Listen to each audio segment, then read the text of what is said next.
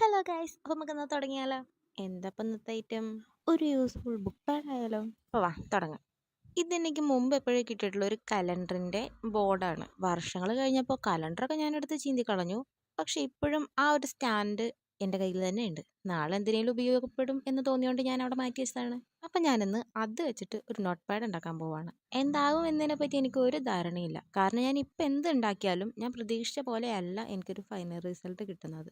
അതെന്താന്ന് എനിക്ക് അറിഞ്ഞൂടാ. എന്തെങ്കിലുമൊക്കെ ഒരു കുറവ് വരാതിരിക്കില്ല. പക്ഷെ ആ കുറവിനൊന്നും ഞാൻ കണക്കാക്കുന്നില്ല. ഇനി ഞാൻ എന്നെക്കുറിച്ച് പൊക്കുകയാണെന്ന് തോന്നരുത്.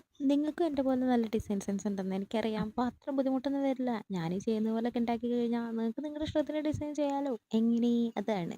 അപ്പം ഞാൻ പറഞ്ഞത് എല്ലാവർക്കും മനസ്സിലായെന്ന് വിശ്വസിക്കുന്നു. ഇനി പേപ്പർ അതിൽ ജസ്റ്റ് ഒട്ടിച്ച് കൊടുക്കുകയേ വേണ്ടുള്ളൂ. അത് ടേപ്പോ ഗമ്മോ എന്ത് വേണേലും വെച്ച് ഒട്ടിക്കാം. ഞാൻ ഈ പേപ്പർ ഒട്ടിക്കാൻ നോക്കിയപ്പോഴല്ലേ എൻ്റെ ഗമ്മ തീർന്നിരിക്കണോ. അപ്പോൾ ഒന്ന് നോക്കിയല്ല നല്ല ട്രാൻസ്പെറൻറ്റ് ടാപ്പ് വെച്ച് അങ്ങ് ഒട്ടിച്ചു കൊടുക്കും. പിന്നെ നമ്മൾ കുറച്ച് എനിക്ക് ഡിസൈൻ വരയ്ക്കാൻ ഇത്തിരി മടിയായിരുന്നു. വളരെ സിമ്പിളായിട്ട് ആയതുകൊണ്ട് തന്നെ കുറേ അങ്ങ് റൗണ്ട് ഇട്ട് വെച്ചിരുന്നത് കുറച്ചും കൂടി രസമായിരുന്നു തന്നെ. പക്ഷെ എനിക്ക് മടി അങ്ങ് വന്നുപോയി. എന്ത് ചെയ്യാനാ? അപ്പോൾ പിന്നെ ഒന്നും നോക്കിയില്ല, നേരെ നമ്മൾ അതിലേക്ക് അങ്ങ് ഒട്ടിച്ചു കൊടുത്തപ്പോൾ നമ്മുടെ ചുമ്മായിരുന്ന ഈ സാധനത്തിൻ്റെ ഡിസൈൻ മാത്രം എനിക്ക് ഇഷ്ടപ്പെട്ടില്ല. അത് നമുക്ക് ഭാവിയിൽ മാറ്റം ചെയ്യാമല്ലോ. പക്ഷെ അതിനെടുത്ത ഐഡിയ അതെന്തായാലും എനിക്ക് ഇഷ്ടപ്പെട്ടു.